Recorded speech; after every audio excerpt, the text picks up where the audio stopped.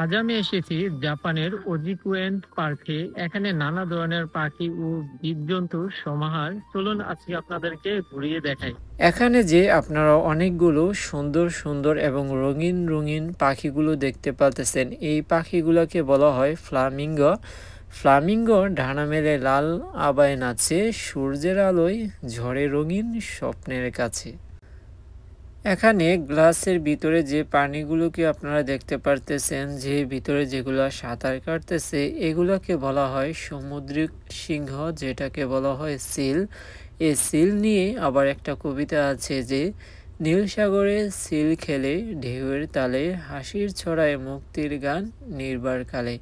চলুন, এখানে তো আপনার সিলগুলো পুরোপুরিভাবে সম্পূর্ণ দেখা যাচ্ছে না, আমরা উপরে আপনাদেরকে নিয়ে যাই। উপরে এখানে দেখুন সিলগুলো কি সুন্দরভাবে আপনার সাঁতার কাটতেছে, কি সুন্দর না সিলগুলো। এগুলোকে আপনার বলা হয় যে সামুদ্রিক সিংহ। এটা হচ্ছে পোলার বিয়ারের বাসস্থান। জায়গাটা কি সুন্দর এবং পরিষ্কার। এখানে দেখুন পোলার বিয়ার, যেটা আমরা বলি যে সাদা ভাল্লুক, এই হচ্ছে সাদা ভাল্লুক, যেটা আমরা বলি পোলার বিয়ার, যেগুলো আপনার ঠান্ডা স্থানে বেশিরভাগ দেখা যায় আর কি। এই জায়গাটার মধ্যে বসবাস করে আপনার কালো ভাল্লুক, যেটাকে জাপানি ভাষায় বলে মেসু বলে আর কি।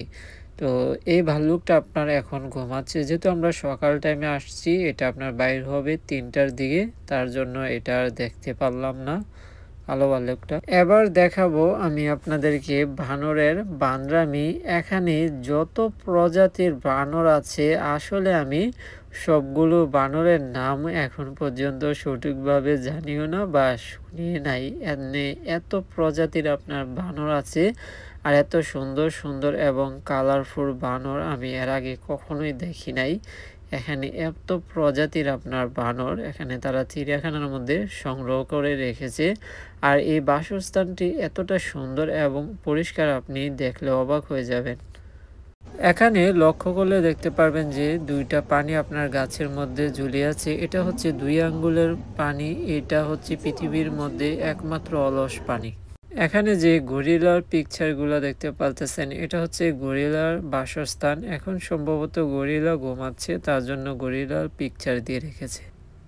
এখানে ভিডিওতে আপনি দূর থেকে একটু লক্ষ্য করলে দেখতে পারবেন যে একটা প্রাণী আপনার বসে খাবার খাচ্ছে, সকালের নাস্তা করতেছে, যেটা আমরা বাংলা ভাষায় বলি বানর। এটার নাম হচ্ছে ওরাং ওটাং